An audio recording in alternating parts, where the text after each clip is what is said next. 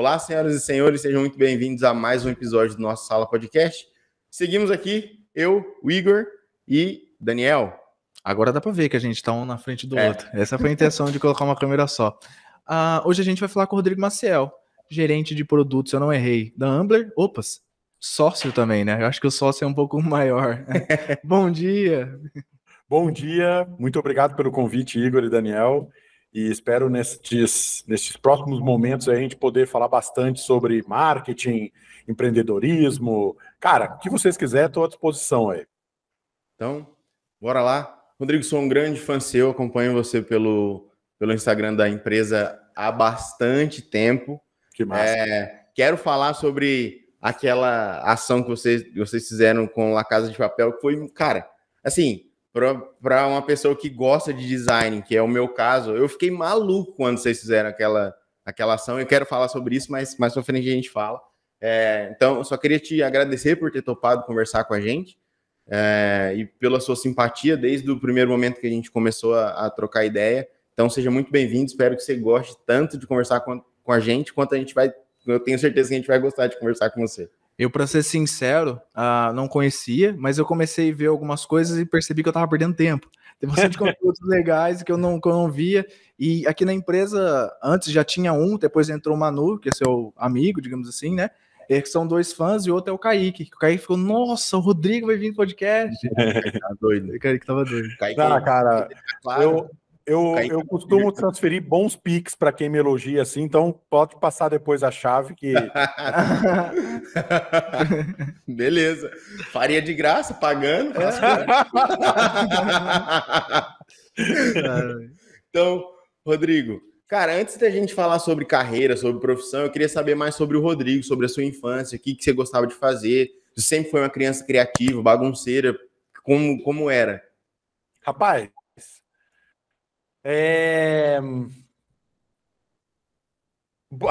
Caraca! Pergunta difícil, né? Não esperava. Que soco no estômago. Mas bora, gostei do exercício. Mano, na verdade, assim, eu tive uma infância daquelas bem clássicas de cidade interior. Na verdade, não era uma cidade interior, é Cachoeirinha, é na Grande Porto Alegre.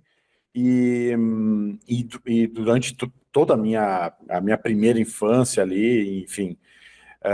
E eu sempre fui um cara muito nerd. Eu era presidente de clube de ciências, eu fazia pouca atividade física, não era gordo como sou hoje, mas enfim, eu fazia pouca atividade física. Eu tinha um grupo de amigos, Márcio, Nelson, Ricardo, eram caras que fizeram parte da minha jornada, assim, da minha vida de adolescência. Sabe aquelas coisas que tu lê em história em quadrinhos? A gente fazia o nosso Rock in Rio, história em quadrinhos.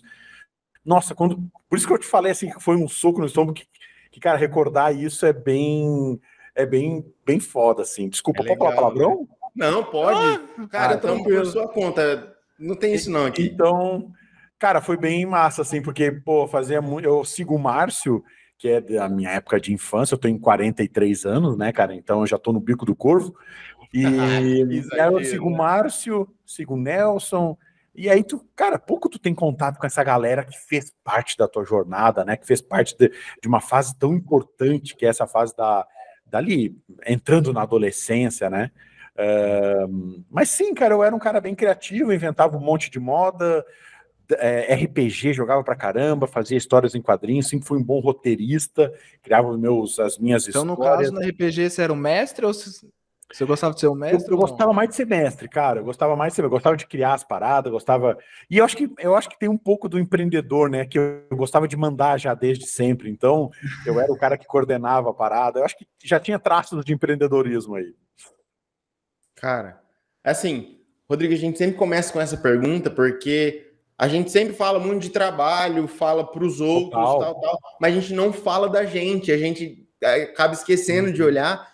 E esse é o momento que a gente sente que a gente conecta muito, porque muito provavelmente a gente compartilha de coisas da infância, mesmo não sendo amigos, não tendo vivido a mesma infância, a gente brincou, a gente fez as mesmas coisas. Eu e o Dani somos dois viciados em RPG também, a gente gosta muito de jogos.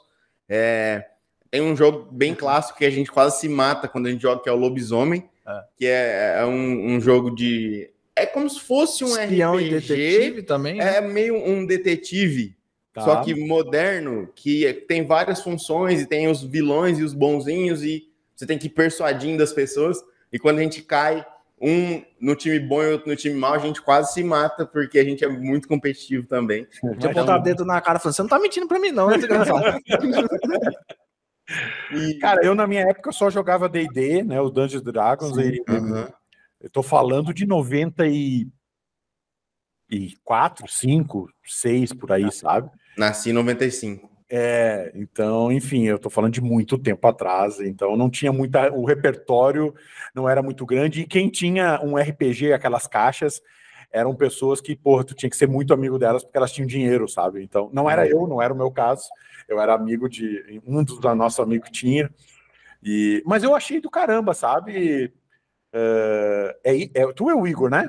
Eu. Isso. Igor e Daniel. Eu achei do caramba, Igor, essa tua pergunta, porque, cara, isso é muito bacana, é um exercício assim que tu não para no dia a dia. E isso deve ter me liberado alguma coisa dentro do cérebro, porque, cara, foi uma sensação muito bacana. Parabéns, porque eu curti esse exercício. E, cara, me veio à mente cheiros agora, me veio à mente brincadeiras, sabe o que eu me lembrei? Aquelas brincadeiras de encher bexiga, balão e jogar com água um no outro. Colocava assim, no congelador para dar uma gelada também. Cara, sabe o que eu fazia na infância? Eu tinha uma vizinha, uma desgraçada de uma vizinha, era a dona de um bar que a gente comprava fiado lá. E na minha casa ela tinha, uma das casas que eu morei tinha 2 andares assim, e eu me lembro uma vez que joguei botei coisa de gelo dentro da geladeira e joguei no telhado dela, porque o que eu imaginei? O gelo ia derreter e não ia ficar prova nenhuma, sabe? E eu me lembro disso, de jogar um cubão de gelo em cima do telhado dela, porque o gelo ia derreter. Eu quebrei umas telhas dela lá. Cara, realmente eu fui um cara que eu não fui muito legal na minha infância. Eu já tô começando a não... Desculpa a pergunta, deu certo? Deu certo, mano, quebrei a parada, Claro que ela imaginou porque o telhado estava do lado da minha casa, o lado era aquele... Não tinha como não ser, a não ser que tivesse caído do céu, né? Mas, enfim. Legal, cara. E por que você tacou gelo na casa dela, cara? Cara, eu odiava ela, cara. Ela era muito xarope. Eu tinha um casal de periquito. Porra, olha o que vocês estão fazendo lembrar, gente. Eu tinha um casal de periquito. E eles, cara, periquito é o bicho mais sem sentido. Ele só caga, faz barulho e suja tudo. É uma tristeza, periquito. E eles gritavam muito, cara, e ela odiava aqueles bichos, ela era uma velha meio ranzinza, assim. E eu nunca me esqueço, cara, que eu também era um pouco canalha, porque a nossa casa, enfim, uma casa normal, uma casa com a sua extensão, né, vamos dizer assim, e a casa dela era deste lado, e o meu periquito ficava desse lado, meu casalzinho de periquito ficava aqui. Eu me lembro que eu cheguei a botar os periquitos deste lado da casa para poder infernizar mais ela no barulho, cara. E aí a velha ficava indignada com aquilo, brigava com a minha mãe. Disse, não vou tirar meus periquitos daqui, não sei o quê. Eu sei dizer que um dia eles acordaram mortos, assim, foi. A gente não sabe o que foi, porque, enfim, não sei se foi ela, mas estavam mortos os dois. Os dois, pura coincidência. Os dois estavam mortinhos. Não sei se era frio, eu me lembro que era inverno, estava bem frio, não sei se a gente não tampou a casa, mas também já tinha passado outros invernos e não tinha morrido. Enfim. Fica no ar aí. Fica no ar essa dúvida. Quem matou os periquitos do Rodrigo? Cara, vou continuando. Eu lembro que você comentou agora há pouco de 96, você estava jogando D&D. Eu vi ali no seu LinkedIn que em 97 estava começando a fazer seus primeiros sites, ou se eu não errei a data. Não, é mais para frente. 96, eu continuava em Porto Alegre, aí vim para Floripa, e aí de Floripa comecei a trabalhar com os meus irmãos. 97, 98 eu comecei, aí fui para Curitiba em 98, 97 ou 98. Cara, se é essa cronologia, é isso. Eu sei que em 98 eu estava em Curitiba, e aí em Curitiba eu comecei a fazer algumas coisas no Geocities da vida. Sim. Comecei a fazer alguns pequenos sites aí. Mas aí eu fico curioso, a pergunta que eu ia fazer em si, o que fez você ter essa curiosidade de fazer? Além de ser nerd, mas o que despertou? Nossa, a internet, porque 97, 98, ou até mesmo 99 foi o ano que eu nasci, há 23 anos atrás, não era nem mato, era uma floresta amazônica. Não... Cara, eu fui muito incentivado por um dos meus irmãos, que ele provável, a gente não tem este diagnóstico fechado, mas provavelmente meu irmão é o autista, aquele Asperger que é super desenvolvido e tal, e ele era muito autodidata, ele fazia programa em 99, 2000 ali, ele já fazia alguns programas e ganhava dinheiro, vendia para fora do Brasil e tudo.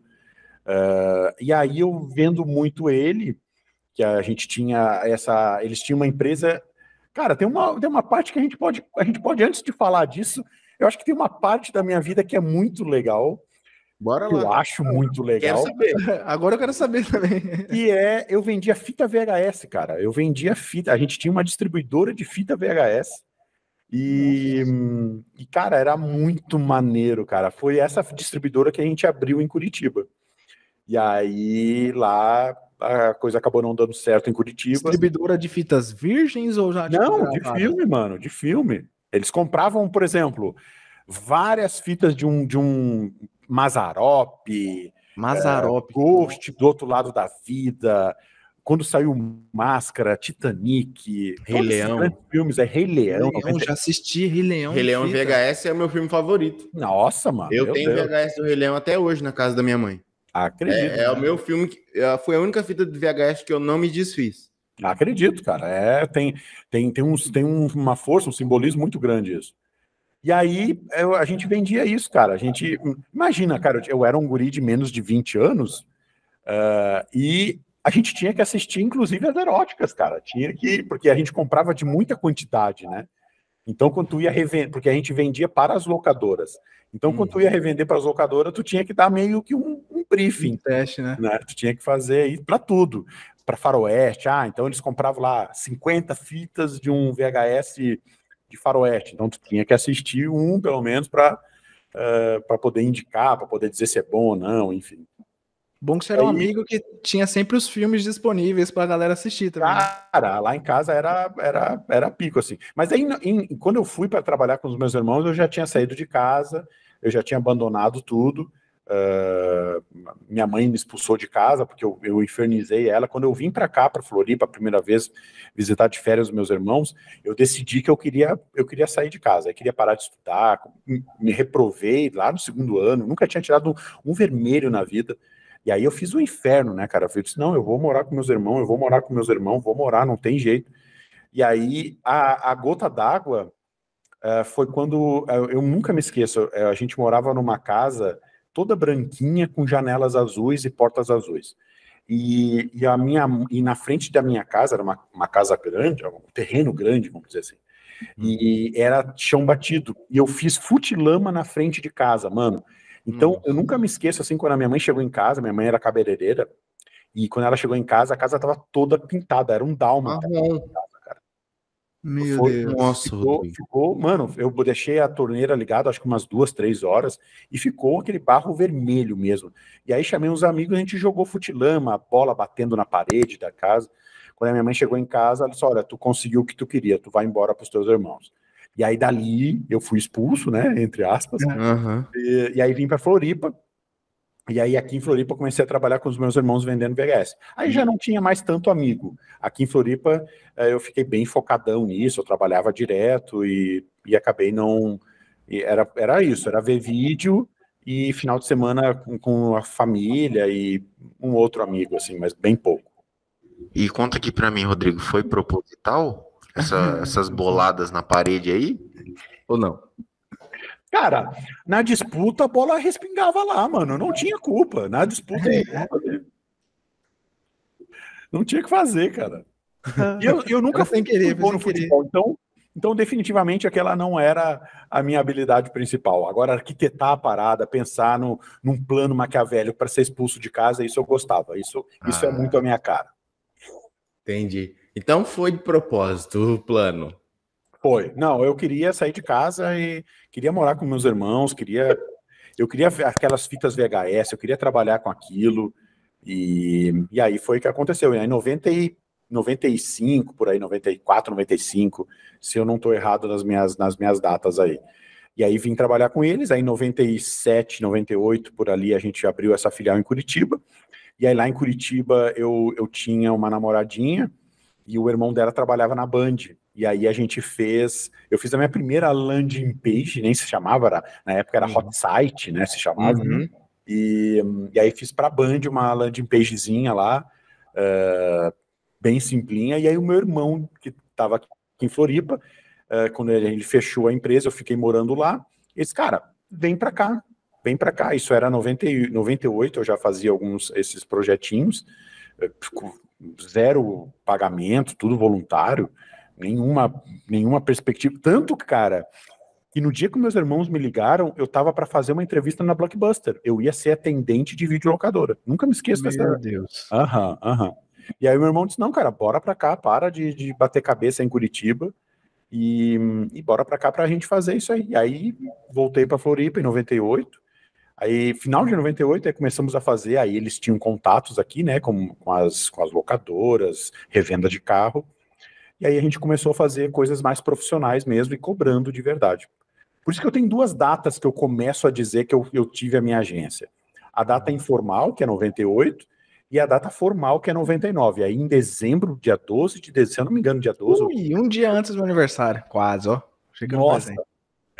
Não faz diferença nenhuma na vida de ninguém isso. Não, cara, que massa.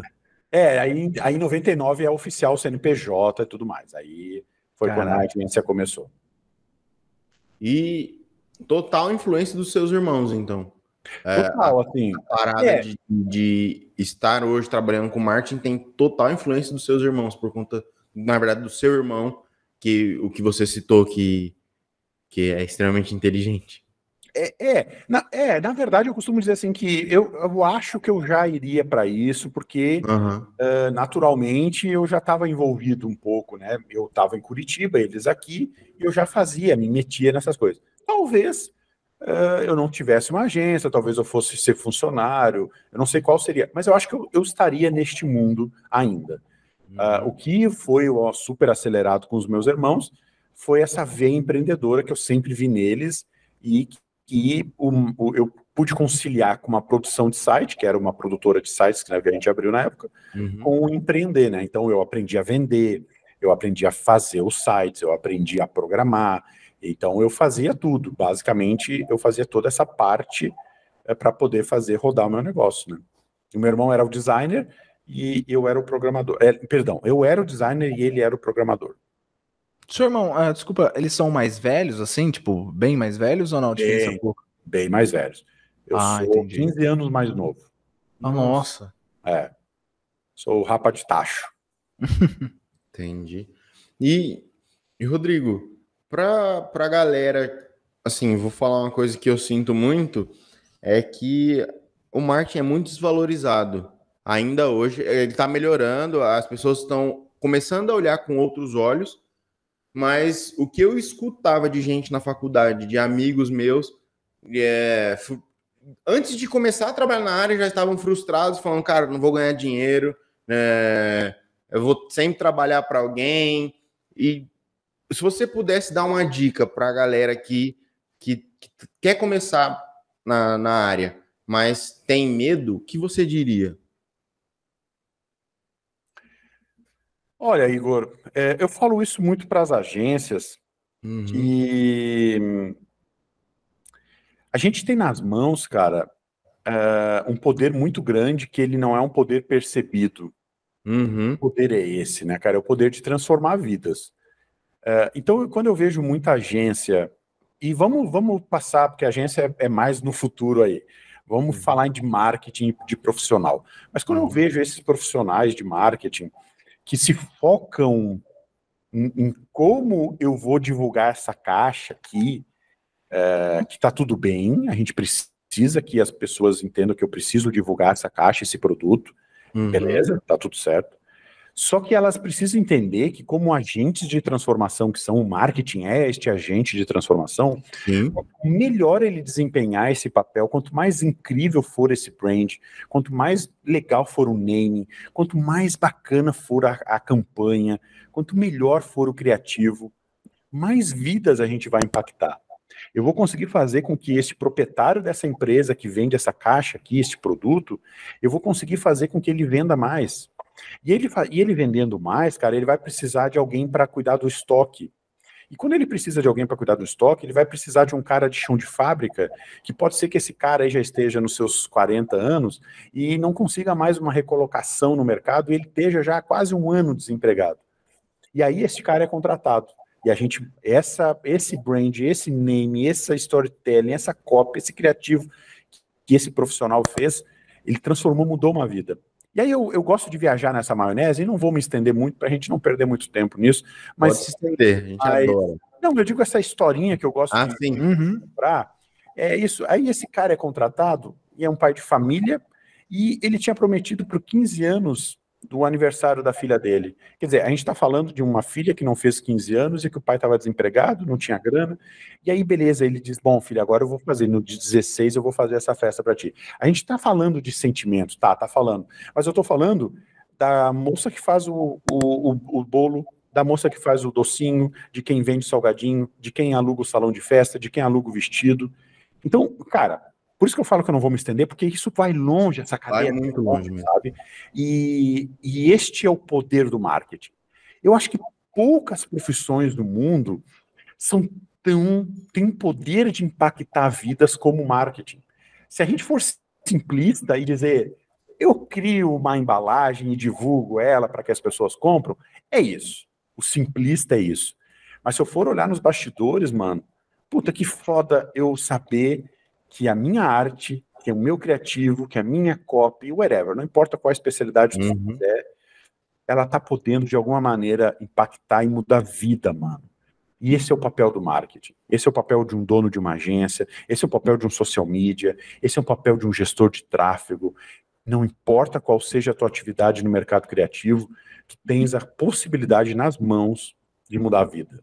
E eu tento dizer que às vezes isso parece meio poético, meio brega até, ele flerta com o brega, mas é muito de verdade isso. E se eu puder dar um recado para essas pessoas, cara, entenda o teu poder dentro desse ecossistema, entenda o quanto tu é importante enquanto tu desempenhar um papel com amor, com tesão, com verdade, vai poder, quem sabe, fazer a diferença.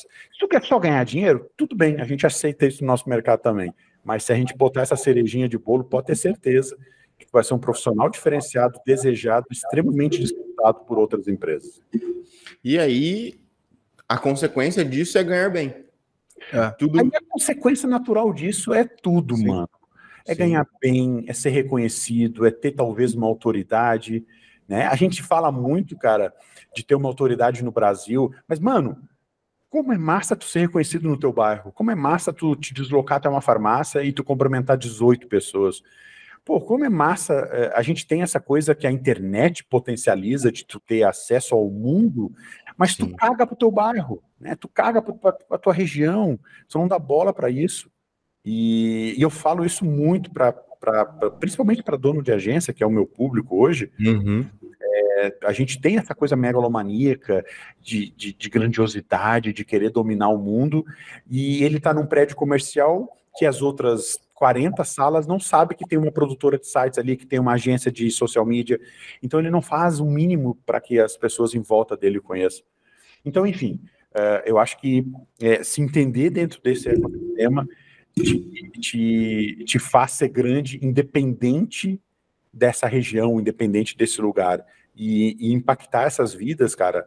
É legal impactar uma vida globalmente, mas, cara, na tua rua tem tanta gente, tanta empresa, mano, que tá precisando da tua palavra, tanta gente que tá, não da tua palavra no sentido palavra, mas da tua visão, da tua noção de marketing, de tudo que tu estuda. Vai pra rua, mano, no sentido, não é pra bater de porta em porta, mas vai entender o que a tua região tá pedindo. Eu tenho muita agência mentorada minha hoje que ela tá no platô na região dela, sabe? Ela bateu no teto, assim. E aí sim, cara, beleza, tu bateu no teto na região, agora vamos dominar o Brasil. Mas até lá, cara, tem tanto dever de casa para ser feito na tua região que, putz.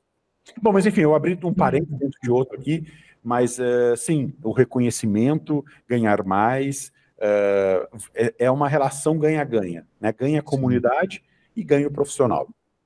E, Rodrigo, achei muito legal isso que você falou sobre as pessoas só estarem preocupadas com o macro, né? Só com o resultado final a nível nacional, a nível global, que seja. E isso tem muito a ver com o nosso cliente também, que é o corretor de imóveis, porque às vezes o cara quer ser o Ricardo Martins, que é o número um, mas ele não é nem o melhor da rua dele. Tem duas imobiliárias, tem ele e o concorrente do lado. O concorrente é 500 vezes melhor que ele. E ele não, ele tá querendo ser o melhor, sendo que ele não é o melhor nem do nicho, sei lá, do quarteirão dele. Do quarteirão, mano, é isso. Porque, ó, quando a gente olha a grama do vizinho, primeiro a gente não sabe, certamente, dentro dos milhares de TikToks e vídeos do Ricardo, tem algum, ele já deve ter passado, que ele comeu grama, mano. Né? Certamente em algum. Com certeza. E aí a gente olha hoje, cara, hoje o bastidor é outro. Hoje ele faz com um Porsche atrás, ele filma na mansão dele. De 6,5 milhões apenas. Mano. Então, assim, é outro cenário. E aí o que acontece? A gente olha para aquilo, trava, porque, puta, eu não tenho aquilo, eu não sou aquilo, eu não tenho aquele bíceps, eu não tenho aquela barba, eu não tenho aquilo tudo, eu não tenho aquele contexto todo. E aí a gente trava. E é justamente aí que a gente deve pensar e ter a certeza de que, cara, aquilo é onde eu quero chegar. Mas até lá, mano, tem muito chão. E até lá, eu preciso passar pela minha região. Eu preciso ser muito bacana aqui, eu preciso fazer o meu nome, preciso ser reconhecido, sabe? Eu acho que isso é um caminho que não só te dá bagagem, mas como te dá essa visão de mundo, de respeitar as hierarquias das coisas, né? É saber que para chegar lá na frente, tu não pulou algumas etapas que são importantes aqui no começo, né? Além disso, às vezes, parar de enxergar muito o palco e começar a notar o que acontece nos bastidores, né? Isso quase ninguém faz isso. Total, cara, total. E outra coisa, Daniel, que é valorizar esses bastidores, sabe? Sim, é verdade. Valorizar, porque a gente tende a esconder um tropecinho aqui e acolá, e é justamente isso que nos conecta. Eu gosto de dar um exemplo do Whindersson Nunes, que fazia os vídeos dele sem camiseta, dentro de um quarto, lá fazendo aquelas danças malucas.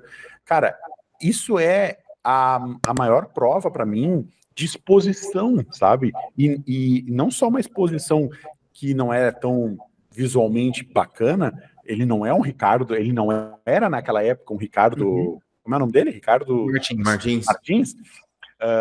Mas, cara, a verdade dele, os bastidores dele, as dores, as porradas que ele tomava, que ele contava tudo de forma engraçada. Eu tô só fazendo um paralelo quanto a que às vezes tu não precisa ter o carro, tu não precisa ter tudo aquilo. A tua verdade, cara, já vai te fazer conectar. E aí, de novo, cara, eu tinha um Instagram de 20 e poucos mil, quase 30, e aí voltei para um de 1.500 agora. Aí eu fico, aí todo mundo, mas como que louco, cara, fazer isso, cara? Não tô no jogo por esse volume, sabe? Eu tô no jogo para me conectar com este pequeno grupo. Se um dia tiver de novo os 30 mil, 50 mil, maravilha, cara, tá tudo bem. Mas eu tô dizendo que ame o teu pequeno grupinho. Cara, vou dar um exemplo aí. Tu foi num evento e tu conheceu 7 pessoas, eles já te curtiram, estão te seguindo no teu Instagram, comentam todas as tuas publicações. Mano, ama esses caras, eles são teus advogados. Começa por eles, mano.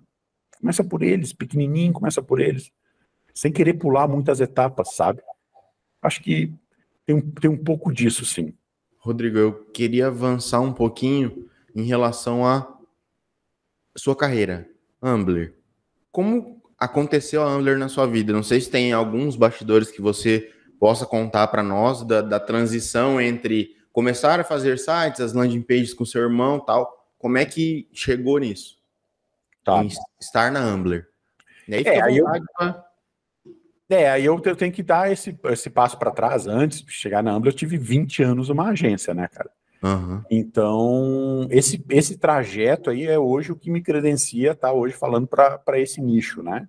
Uhum. Então, eu não tenho como não pular, não falar disso. Eu não tenho como pular, porque isso é o que eu sou hoje e é o que faz parte hoje da minha, enfim, do meu profissional, né? Vamos dizer assim. Da sua vida, digamos assim, também. Da minha jornada, da minha vida, é isso aí.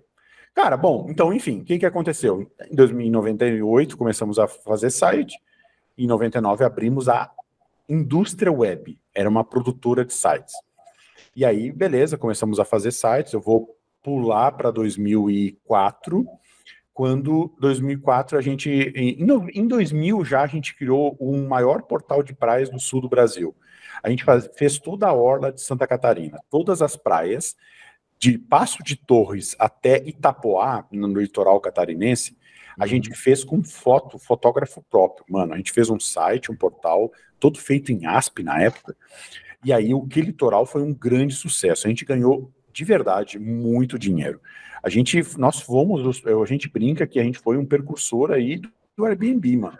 É só a gente não teve a visão, vamos dizer assim, de montar o Airbnb, mas a gente estava com tudo ali. A gente cadastrava pousadas e hotéis do litoral catarinense para que as pessoas pudessem, ao visitar o nosso litoral, poder escolher os hotéis e as pousadas. E aí, em 2004, o portal estava dando muita grana e os meus 2 irmãos, nós somos em 3 irmãos e 3 sócios. Um era o financeiro, o César o programador, e eu fazia o comercial e criativo, e designer. E aí, em 2004, eles decidem, cara, não quer vender a tua parte do portal e a web fica toda contigo, a produtora na época. Aí eu disse, cara, eu não tinha saco para aquilo, e eu disse, cara, bora, eu fico com a web sozinho. Então, a partir de 2004, eu começo a tocar a minha agência sozinho, né? E aí é o que eu digo, assim, que de 2004 a 2010, quando eu tive um outro ponto de virada importante, cara, muito tropeço, muito aprendizado, descoberta. Eu só tinha KD e Alta Vista e Yahoo.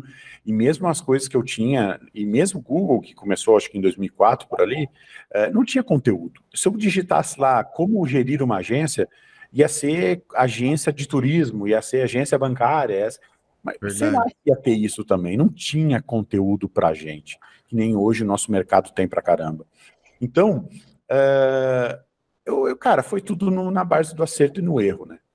Em 2010, já cansado de bater cabeça, de fazer muita cagada, eu disse, cara, eu vou botar um sócio aqui.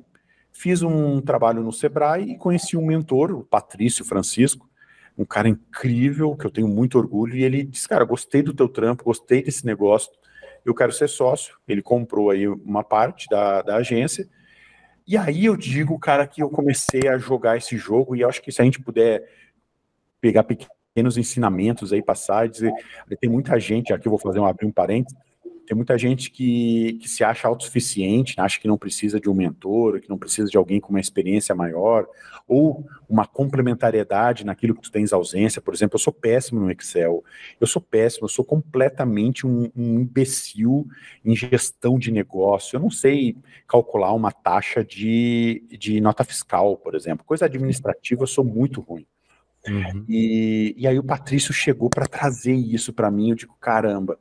E ele me trouxe muita coisa. O Patrício me profissionalizou, né? Depois, hoje ele é um cara que atende só, mentora empresas bilionárias aqui do sul do Brasil, ele ainda é do Sebrae, e ele teve que sair por conta disso. O Sebrae ficou muito mais interessante financeiramente para ele do que a produtora, e aí ele não estava dando mais atenção para produtores. Cara, segue a tua vida, aí beleza. Aí nos 2 anos, acho que depois ele saiu. Mas ele deixou um legado monstruoso para mim, assim, que de 2010 em diante eu comecei a me entender como negócio de verdade, né? Bom, eu era ainda uma produtora de sites, eu fazia site e tudo mais, até que em 2014 eu comecei a ver um movimento chamado inbound marketing. E aí eu disse, como produção de site não tinha recorrência, ou seja, eu matava um leão todo mês para poder pagar as contas, quando eu vi o inbound, eu vi a possibilidade de ter uma recorrência. Eu digo, o quê? O cliente paga anual? Mano, eu quero essa brincadeira, eu quero fazer essa parada aí, mano. E aí eu comecei a estudar inbound que nem um enlouquecido, né, cara? Aí eu decidi de uma forma... Desculpa te interromper. Você pode dar só uma noção para quem está assistindo que um público maior é de corretores, né? O inbound marketing do corretor? Perfeito. Tá, então, como produtora de sites, o que é?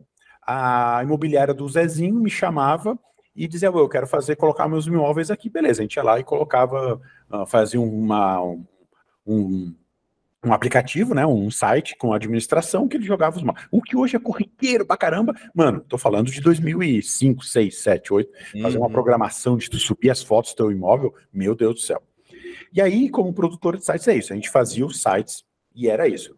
Eu era contratado para fazer o site para ti, te entregava. E só se tu precisar, preciso mudar minha logo, mudei de endereço, muda o endereço no rodapé. Então não tinha essa recorrência. O inbound marketing ele veio para trazer essa visão para nós. E o inbound, o que era? O inbound ele é a junção de 7 grandes pilares. SEO, que é aquilo que faz com que o Google leia melhor o nosso site e nos coloque mais para cima no resultado orgânico da busca. Então, o SEO é o Search Engine Optimization. Eu otimizo o resultado do Google.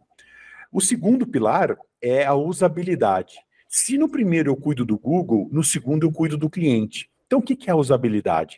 Será que aquele botão está no lugar certo? Será que é a cor certa? Será que é o tamanho certo? Será que o que está escrito dentro do botão clique aqui para comprar é o melhor escrita? Então, a usabilidade cuida disso, do cliente. Eu entendo o que ele está vendo ali. Então, eu trago ele pelo Google e recepciono nele na usabilidade. Essa é a usabilidade. Terceiro pilar, conteúdo. Post de blog, tudo aquilo que as pessoas buscam no Google, a gente cria também no inbound marketing. Essa é a usabilidade, conteúdo. Quarto pilar, redes sociais. Então, já desde 2014, acho que tinha Orkut ainda, se eu não me engano. 2010, Facebook, tava morrendo ou tava por ali. Mas não tinha esse poder todo da rede social. A gente fazia por fazer. Não lembro. Links patrocinados, automação de marketing. Automação imagina que o seguinte, todo contato que alguém vai fazer, de baixar um e-book, de se inscrever em alguma coisa, não é você que vai responder. Uma automação, uma mensagem padrão vai responder 1 para 1. Então ela vai mandar mensagem: ô João, obrigado por tu baixar, tá aqui o teu e-book. Então a automação faz tudo isso. E agora, recentemente, o 7º pilar, o video marketing, né? Que daí é o mais jovenzinho de tudo. Bom, então o que é o inbound marketing? Ele é conhecido internacionalmente como marketing de atração. A gente constrói o desejo de compra na cabeça do cliente, respeitando a jornada de compra dele. Aprendizado e descoberta, reconhecimento do problema e decisão de compra. Então eu faço este cara aprender e descobrir que ele precisa usar óculos. Eu faço ele aprender e descobrir e reconhecer que ele tem um problema. E eu encaminho ele para o final desse funil para ele tomar uma decisão de compra para fazer isso na minha ótica. Então, o inbound marketing é uma estratégia completa, onde eu cuido de Google, cuido de usabilidade, cuido de redes sociais, cuido de anúncio, cuido de conteúdo em posts de blog e redes sociais, para empurrar este cara que ainda não sabe que precisa comprar um óculos, não sabe que tem que trocar de imóvel, não sabe que é mais vantajoso comprar um imóvel para depois alugar, para fazer uma renda extra, enfim, eu preciso fazer este cara aprender isso. E o inbound marketing, ele é um marketing que não traz interrupção. Em geral, os anúncios em vídeo, os anúncios em geral, a gente chama de marketing interruptivo. É aquele marketing que te interrompe. E o inbound marketing não. Ele é um marketing que constrói essa jornada junto contigo. Tu é co-participante daquilo. Um exemplo maior disso, do inbound marketing, hoje em dia, tem muito comprador de carro que sabe mais que o vendedor. Ele pesquisa tanto na internet que ele já vai com o conceito do carro na cabeça, ele sabe quantos parafusos tem na roda, ele sabe tudo. O inbound, ele constrói isso na cabeça desse cliente. Já sabe até os pepinos que dá o carro. Já sabe tudo. O vendedor não precisa nem tentar camuflar, porque ele já vai dizer, mano, eu sei que o motor vai, sei lá, tal coisa. Então, é isso. Basicamente, o inbound, ele constrói o desejo de compra na cabeça do cliente. E como que você converteu aquela dinâmica que você tinha da sua agência antes do inbound marketing para isso? Como que foi a transição? Como que que foram os primeiros produtos, exemplo, que você ofereceu? Então, Daniel, aí é que tá o lance. Como eu estava muito de saco cheio de ser uma produtora de site, eu fiz a pior coisa que eu poderia ter feito na vida, a pior transição que eu poderia ter feito na vida, que foi a parar de fazer site do dia para a noite. Então eu estava tão de saco cheio daquilo que eu disse, cara, eu vou fazer inbound marketing a partir de agora e eu vou ser a agência de inbound marketing. Foda-se, é isso que eu vou fazer. E aí o que acontecia? Mano, eu tô falando de 2014. Eu tô falando de uma agência já com 15 anos de mercado.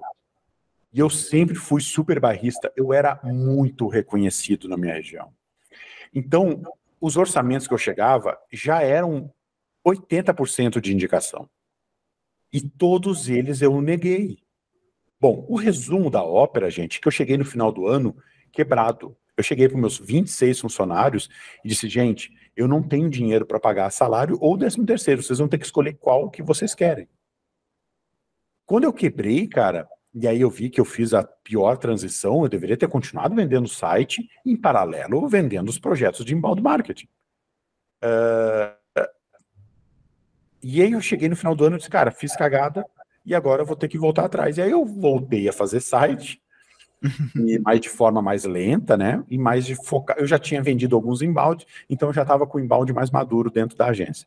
Mas eu voltei a vender site para poder gerar um caixa, porque o site ele gera um valor maior, então o cliente paga em geral 3, 5 vezes, então a grana entra maior do que o inbound em 12 parcelas, né?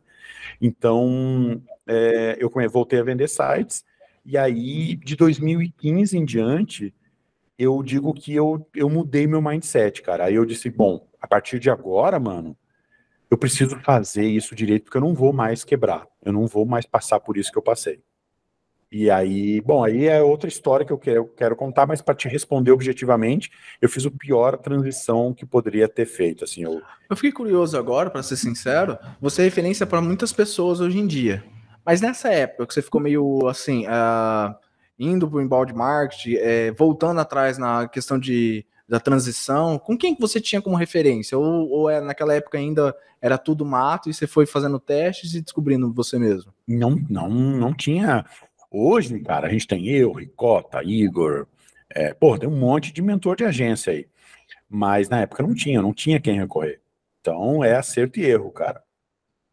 Por isso que, assim, eu me condeno menos hoje. Eu já fui muito crítico da minha jornada, eu já vi o meu copo muito meio vazio do que com o copo meio cheio, sabe? Uhum. Então hoje eu já vejo o meu copo mais cheio, assim, eu vejo que, cara, eu fui muito foda.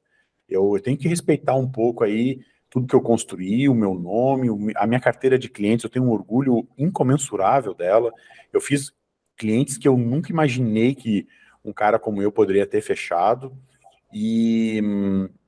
Mas tinha as minhas, ainda tenho, né? Todo mundo tem os seus aprendizados eternos, mas eu tinha minhas limitações e essa transição de mercado foi algo que eu não soube absorver. E eu fiz da maneira mais atabalhoada possível.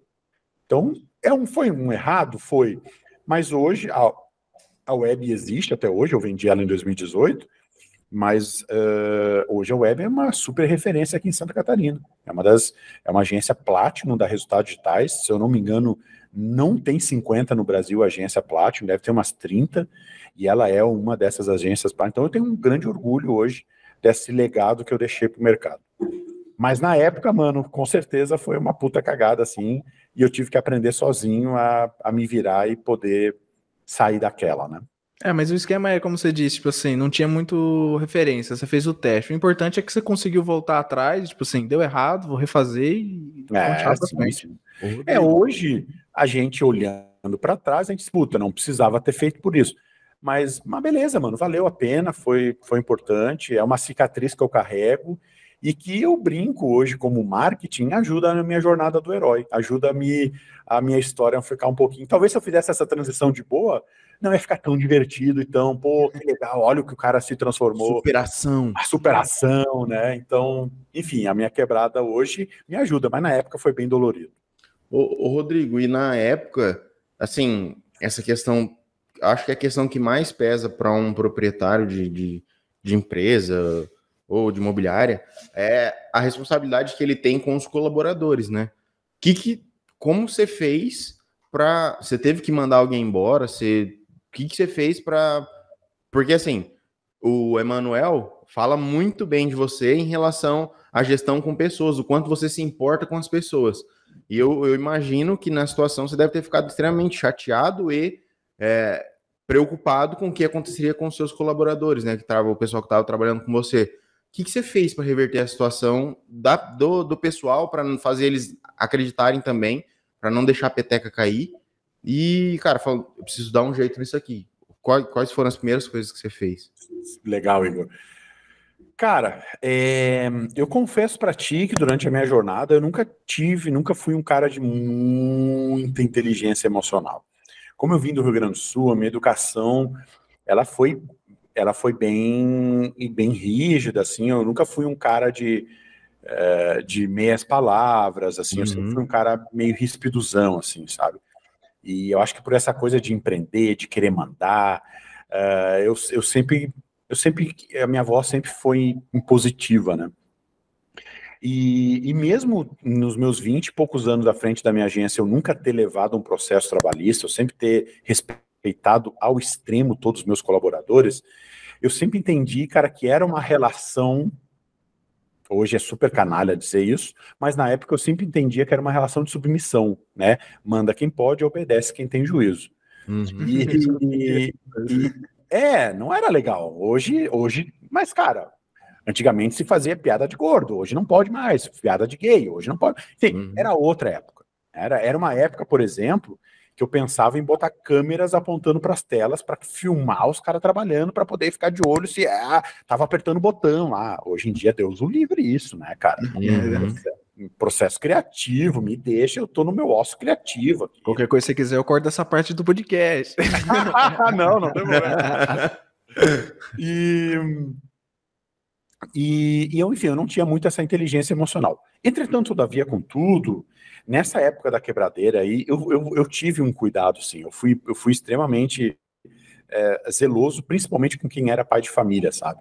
Então, estes caras, eu tive um tratamento, eu joguei aberto com todo mundo. Disse, gente, estes eu vou tratar de um jeito diferenciado, porque existem outras bocas. E como era muita gurizada nova, porra, vocês, mano, tu mora com teus pais, tu mora com teus pais. Então, quem morava com os pais, eu não me importei de verdade. Não me importei no sentido, não priorizei naquele momento em fazer os devidos pagamentos e tudo mais. Mas a frase que eu mais me recordo daquele momento foi a frase em que eu disse, eu vou dar a volta por cima e quem quiser ficar comigo vai receber os louros disso. Então, eu perdi dos 26 que eu tinha na época, eu perdi 3 ou 4 funcionários, se eu não me engano, e eu fiquei com 20, 21, 22 funcionários. Esses que você perdeu porque você acabou tendo que despedir ou porque eles foram embora, tipo assim, o barco tá afundando, vão embora? O barco tá afundando e vamos embora. E tá tudo bem. Esses são top. Ainda bem que foram embora às vezes, né? Às vezes é até bom que foi embora, né? Não, eu digo que tá tudo bem, mano, ninguém era obrigado a passar perrengue comigo, sabe? Então... Só que quem quisesse, mano, eu ia honrar isso aí, sabe? E de fato, depois dali eu sempre cuidei e nunca mais, graças a Deus, tive surpresas de pagamento e por aí vai. Então, no final das contas, eu consegui gerir aquilo da minha maneira, sabe? Mesmo sem o que se tem hoje de conhecimento para uma boa gestão de RH, principalmente para esses momentos de conflito, esses momentos em que tu precisa das pessoas para jogar junto contigo, eu acho que também, mesmo de um jeito torto, eu consegui fazer o time jogar junto comigo, a gente não baixou a peteca, a gente não perdeu o pique, e a gente conseguiu fazer as nossas entregas e dar a volta por cima que em 2018 acabou se concretizando. Cara, isso é fantástico, né? Enquanto você foi falando, eu fui pensando assim, tipo, se isso acontecesse na Imob, se a gente tivesse algum erro de planejamento, sei lá, e a gente resolvesse mudar o game e se tudo começasse a ruir, entre aspas, a gente precisasse fazer um reposicionamento, o que aconteceria? E aí enquanto você tava falando, isso veio na minha cabeça e aqui mesmo eu já falei, cara, eu ficaria até o último segundo. Mano. Eu faria o que eu pudesse para levantar o barco, que é o barco que eu tenho muito orgulho de fazer parte. E às vezes, sabe, Igor, hoje eu tenho 40 e já é muito mais fácil para mim falar isso do que quando eu tinha 25, 30. Mas eu não via plano B. Então, quando tu não vê um plano B, era aquilo, mano. Eu vou fazer essa parada dar certo. Então, é isso. É isso ou vou ser funcionário. Então, como eu não tinha esse plano B de ser funcionário, eu até tinha, mas não era, Deus livre, isso não era, eu não cogitava essa parada. Então, seria uma necessidade, não a vontade. Seria uma necessidade, não uma vontade. Né? Então, aquilo era inegociável para mim. E aí eu disse, mano, eu vou deixar preparada a minha agência para que ela seja vendida. Né? E aí foi onde eu, esses 3 anos, me juntei, me cerquei de pessoas muito mais competentes que eu, preparei todo esse processo. Em 2018, passei para o Moacir, que é o Moacir é filho de uma das mulheres do meu irmão, de 90 e poucos lá. Então é um cara que eu já conhecia de vida, era um grande amigo, e ele foi ser o meu vendedor. E aí, quando ele foi ser meu vendedor em 2015, por ali, ele entrou no final da crise que eu tava. Perdão, ele não é seu sobrinho, ele só é filho da mulher ele do seu era irmão. Filho de uma mulher que foi casada com meu irmão. E ele era filho de outro pai. Entendi. E aí eu vendi para ele, cara. Eu não via outra pessoa, assim, eu não via. Na verdade, eu não vendi, eu brinco com ele que eu nunca me esqueço, assim, era dia 1º, era início do ano, ou final do ano, alguma coisa assim. E eu cheguei para eles, cara, amanhã, enfim, a gente ia voltar no dia 5 de janeiro. Cara, na volta da web eu vou fechar ela, tá? Eu não vou mais.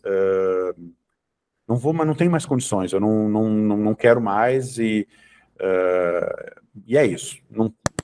Tu tem um jeito só disso não acontecer, é tu comprar ela. Aí ele acabou comprando. Eu digo que eu não vendi, eu soquei goela abaixo. E aí acabei vendendo. Não chegaram nem a negociar preço, o preço é esse, nem falar nada, só me paga. Não, não tinha, eu não tinha. Bom, aqui eu preciso fazer um parênteses, né? Essa minha decisão foi motivada, aliás, eu saí do mercado por conta das pessoas. Né? Era também um ponto que a minha falta de inteligência emocional, ela não me permitia não tomar, não receber algumas decisões de maneira legal, sabe? Então, para quem empreende, cara, a gente, principalmente para quem é pequeno, né? Em que tu tem 3, 5, 7, 10, 20 funcionários que seja, tu tem aquele pessoal e tu ama eles, cara, tu cuida deles, tu quer que eles prosperem, e tu faz de tudo, tu compra um puff, tu compra a melhor cafeteira, tu dá o teu melhor para eles, de verdade, cara.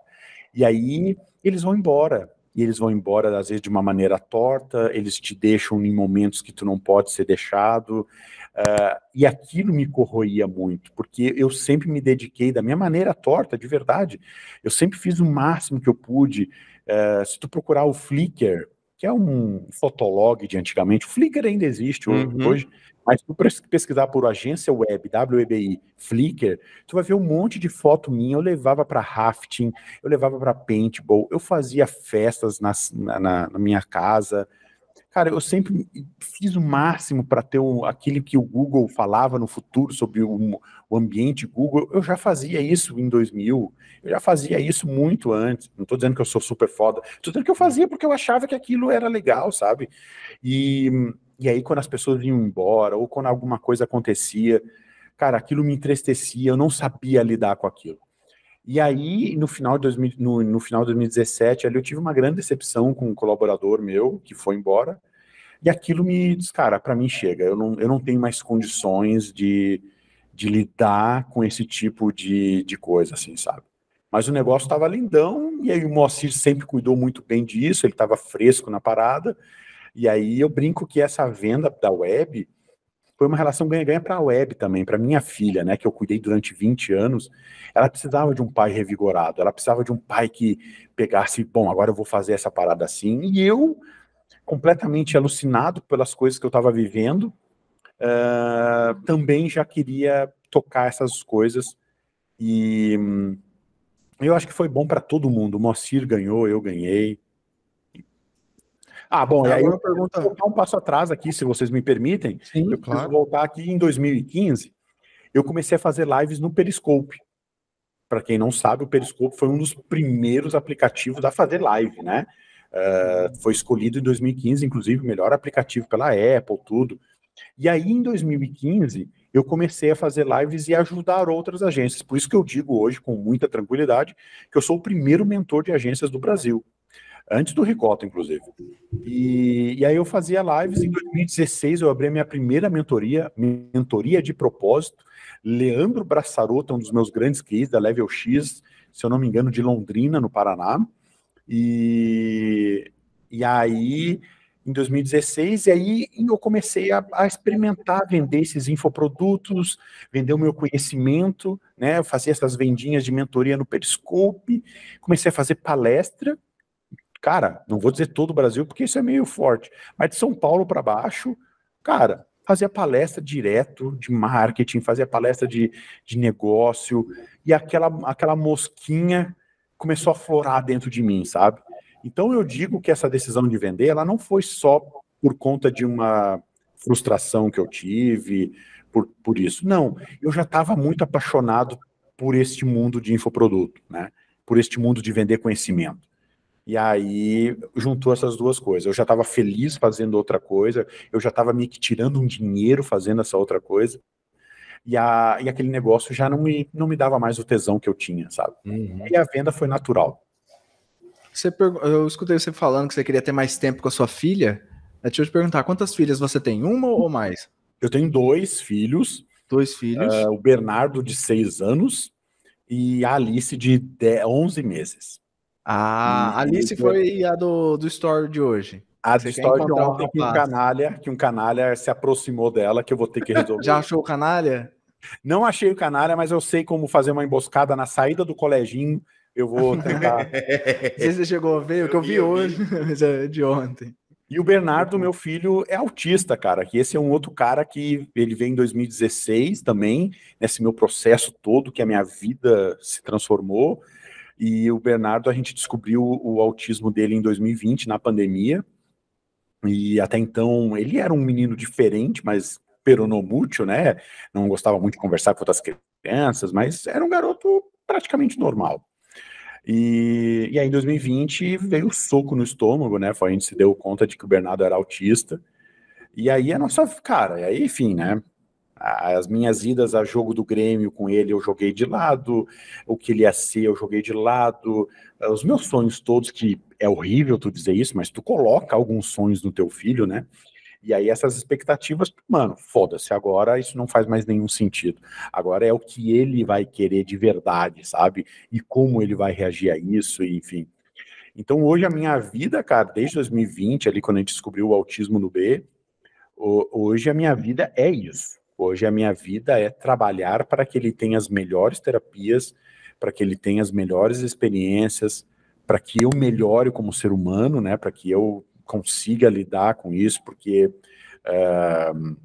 hoje não, hoje eu já super sou tranquilo com isso, mas durante muito tempo aquilo não é que te incomoda, mas cara, tu queria jogar bola, tu queria fazer algumas coisas com teu filho, enfim. E aí é interessante você falar isso, porque hoje em dia cada vez mais se comenta sobre o assunto e não deixa mais fechado, como se fosse um tabu. Sim, então, graças a Deus. O do seu filho, pelo seu caso, é um grau mais leve, ou não? Não, ele é moderado. Ele é moderado. Ele é um nível 2, mas ele é um guri super dócil, ele não tem as crises mais fortes, né? Ele é super dócil, um garoto incrível, e é lindo de ver ele evoluindo, enfim, aí são esses dois, minhas duas motivações hoje é fazer com que esses dois carinhas aí, Alice e o Bernardo, tenham as melhores experiências na vida dele. E é aquilo que um pai babão faz, é tudo aquilo que eu não tive. Mano, eu trabalho enlouquecidamente para que eu possa proporcionar para eles, principalmente com o Bernardo, né? A Alice, por enquanto, uma menina de 11 meses, não dá para dizer nada, né?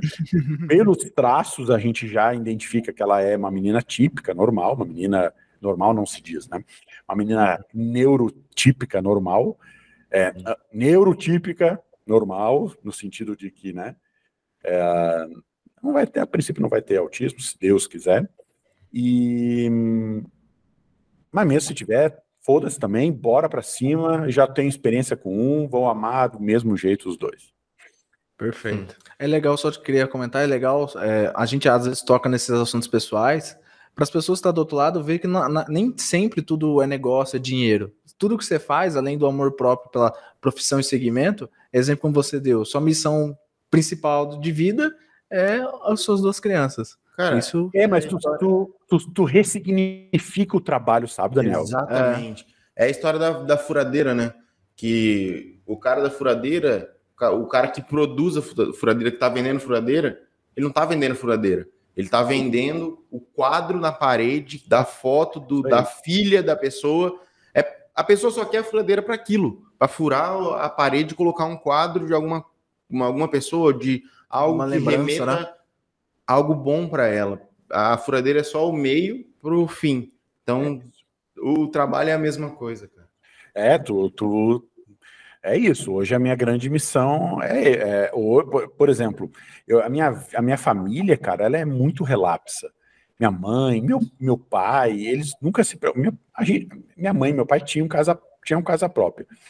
Mas desde que minha mãe se separou do meu pai, ela nunca teve casa. Meus irmãos sempre foram muito cabeça dura com isso. E eu nunca tive essa base familiar com a preocupação de que tem que ter uma casa, sabe? Nunca tive, tem que ter uma reserva de emergências. A gente sempre foi uma família, nunca morrer, nunca passamos fome, mas a gente sempre viveu no limite ali, sabe? E quando eu me casei, a minha esposa cara, é a minha grande boia de salvação da minha vida. Mas hoje os meus filhos, cara, eles me fizeram um Bernardo, depois que o Bernardo nasceu, quando nasce um filho e tu olha e tu diz assim, porra, que legado eu vou deixar pra esse carinha aqui, mano. Né? E aí, de novo, se a gente vai fazer o contrário do que a gente viveu, e eu já disse isso, e não pode ser uma fala hipócrita, e eu quero fazer tudo aquilo que eu não vivi proporcionar para ele, cara, eu tenho que deixar algo para esse cara. Eu preciso que ele comece a vidinha dele, né, e acreditando que este futuro ele vai ser autônomo, que ele vai ter independência. Mesmo que não tenha, ele vai ter o apartamentozinho dele. Eu tenho que ter isso para ele. Eu tenho que ter para Alice agora também, sabe? Então, ressignifica tudo, cara. A tua meta é outra, teu medo é outro, né? Tu começa a ter medo de morrer. Tu começa, enfim, cara, é loucura, mano. Eu sempre, gente, assumindo aqui, e essa parte, se quiser tirar do podcast, depois pode tirar. Mentira, por sua conta. Mentira, pode deixar. Mas eu não é que eu odiava, eu detestava criança, mano. Onde que eu tava fora, mano. Eu detestava criança, sabe? E eu sou um cara que costumo dizer assim, que como a vida, ela é, assim, ó, cuspiu pra cima, mano, cuspe vai cair na tua testa, irmão. E hoje, cara, eu sou aquele cara que brinca, que senta pra brincar, que...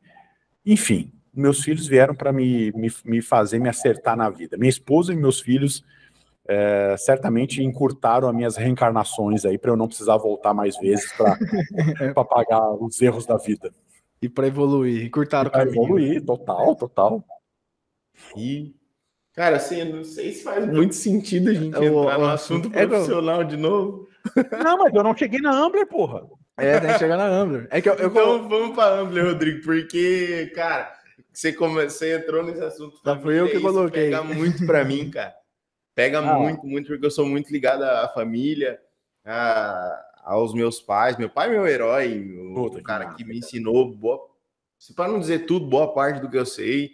Um cara espetacular com gestão de pessoas que me ensina diariamente para tentar aplicar aqui na empresa também.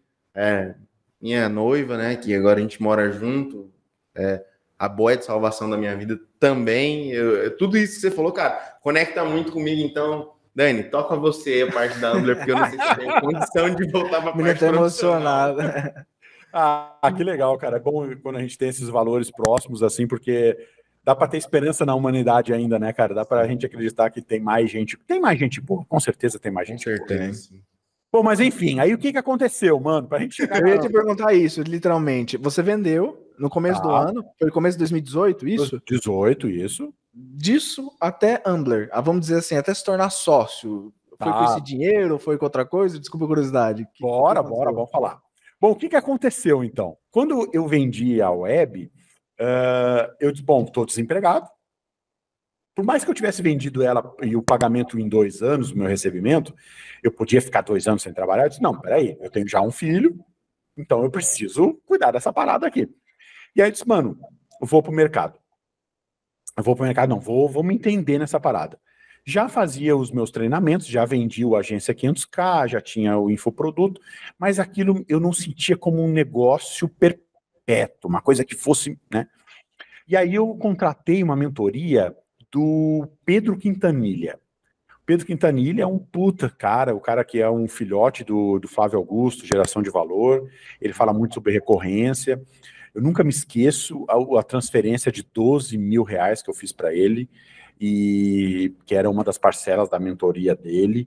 Mas, cara, o Pedro foi o cara que disse assim, mano, tu tem 20 anos dessa parada, só tem... Aí já tinha o Ricota 2018, né?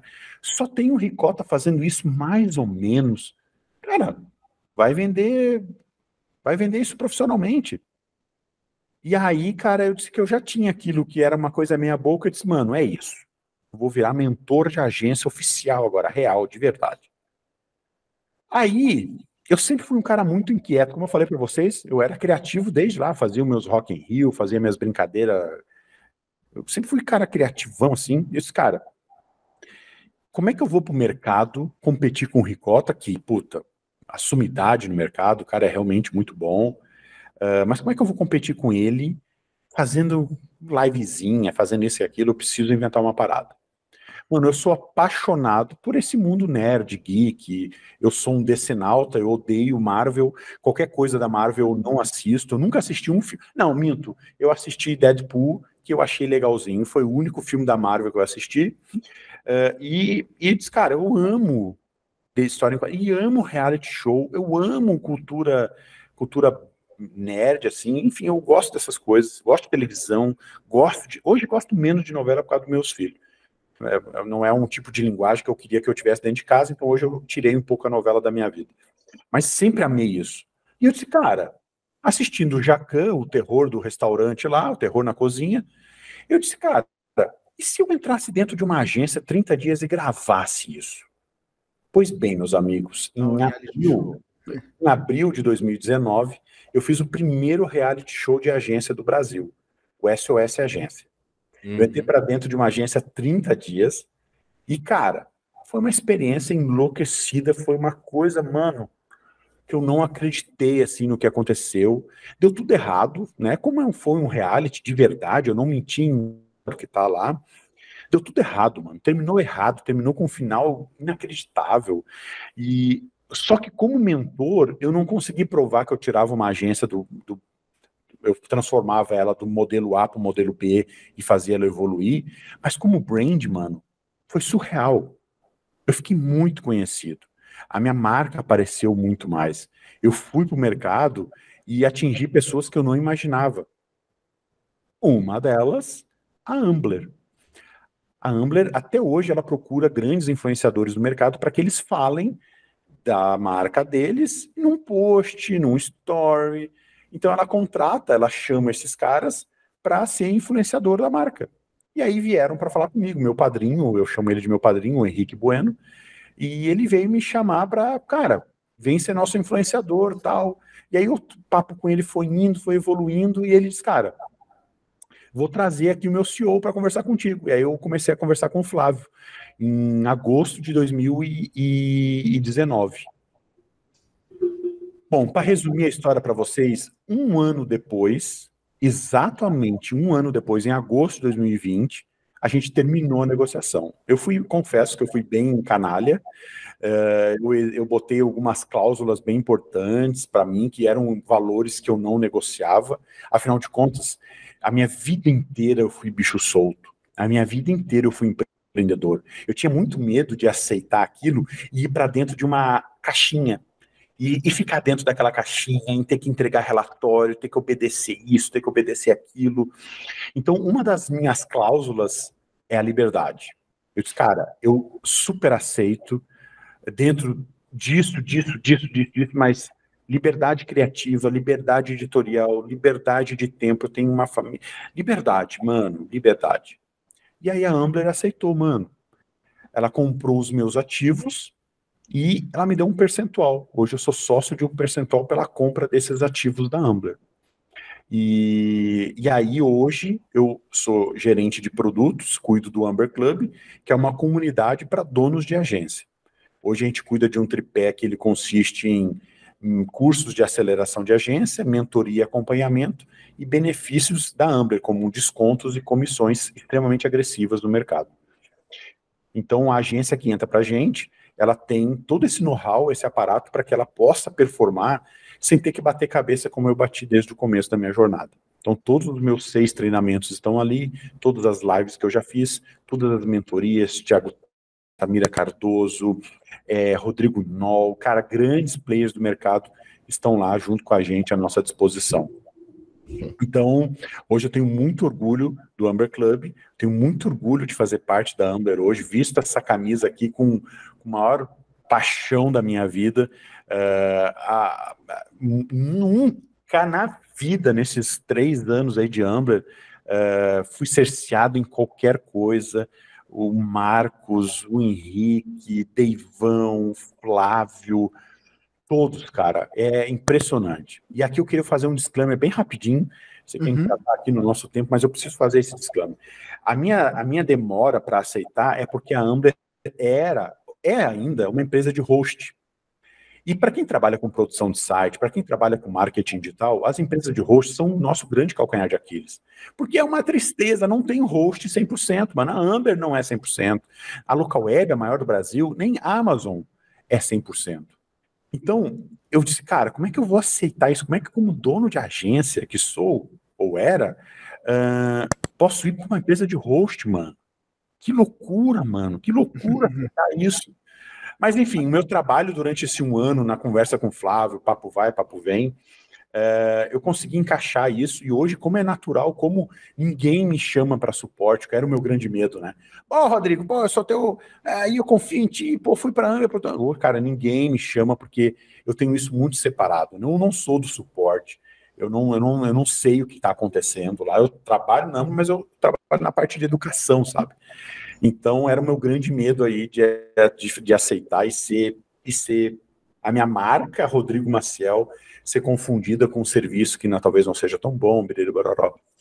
Então, muito pelo contrário, hoje eu vejo nos bastidores o quanto essa galera rala para manter um serviço estável, o quanto essa galera rala pra caramba quando acontece alguma treta, a gente tem que resolver isso em tempo hábil para que não hajam muitos perrengues. Então, hoje estou, enfim, resumindo a história essa, por conta de um reality show que eu criei, que eu entrei para dentro da Amber por conta dessa entrega bacana. Nossa. Ô, Rodrigo, como que foi que a gente comentou no comecinho do podcast, né? Foi a primeira coisa que eu falei, acho, sobre a campanha do La Casa de Papel, cara. Como legal. foi aquilo? Então, aí quando eu entrei na Amber, mano, eu entrei muito com o papel de continuar fazendo os meus lançamentos. E aí o La Casa de Papel foi o segundo lançamento nosso, inclusive tá aqui ela aqui. A máscara, né?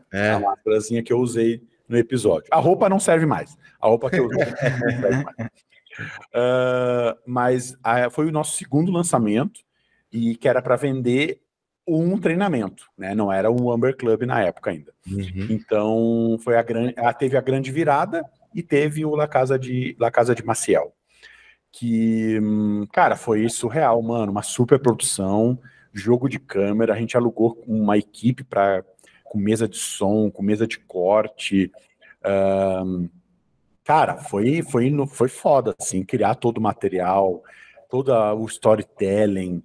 Então, de novo, cara, eu sou muito crica com essas coisas. Eu não consigo fazer um MVP meia boca. Meu MVP é quase o produto final, sabe? Então, eu gosto de fazer legal, eu gosto de fazer de forma diferente. E se tiver que gastar um pouco mais para ficar melhor, que seja. Então, o La Casa de Maciel foi isso. Foi um enredo que era para que a gente conseguisse vencer os vilões do medo, da insegurança, da incerteza de um negócio, né? Porque, em geral, quando a gente começa com todas as incertezas e poucas certezas, e a única certeza que a gente tem é que a gente tem 24 horas por dia, e que dentro dessas 24 horas por dia eu durmo, como, descanso, e eu tenho poucas horas ali, a menor parte é para trabalhar. Então, eu tenho que fazer isso muito bem, da melhor maneira possível. E o La Casa de Maciel veio muito com esse propósito, para ajudar essas agências, ajudar esses profissionais a errarem o mínimo possível, a criarem um objetivo macro para que eles possam ter a certeza de quem eles são, mas principalmente para onde eles vão. Cara, Rodrigo, assim, eu não tenho palavras para descrever e para agradecer pelo papo, o quanto a sua energia é gostosa, tipo, dá para ficar o dia inteiro conversando aqui com você, batendo papo, realmente me conectei muito, muito, muito. Dá para marcar um churrasco. Acho que sou... Eu sou gordo, hein? Não é bom, somos, né? Cara, assim, eu já era seu fã e agora pode ter certeza que eu sou mais ainda. Então, cara, acho que eu só quero te agradecer mesmo por ter aceitado, agradecer o Manu também, né, por ter feito esse intermédio aí. Cara, as portas sempre... Baita aquisição do Emanu de vocês, hein? O Emanu é muito foda. Eu sou um fã do caramba dele. Cara, realmente ele é surpreendente, assim.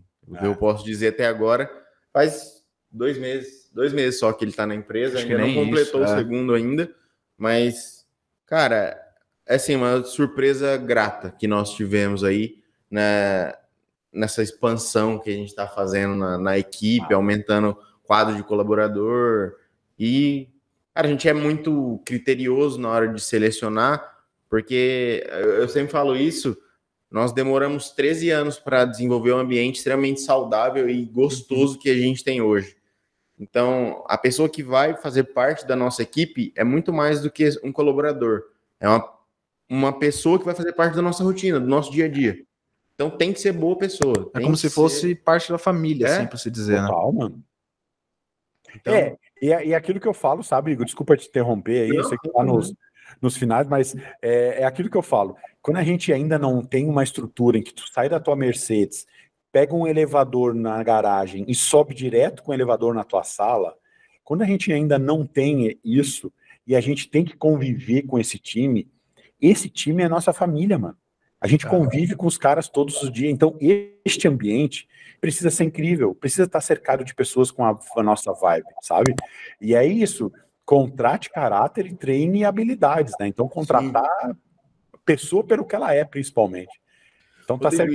Parabéns. E sendo muito sincero, cara, se algum dia eu tiver a minha sala e sair da Mercedes e chegar na sala, eu ainda não quero esquecer dessa galera que está que estaria na sala de baixo. Do meio. É isso aí. Exatamente.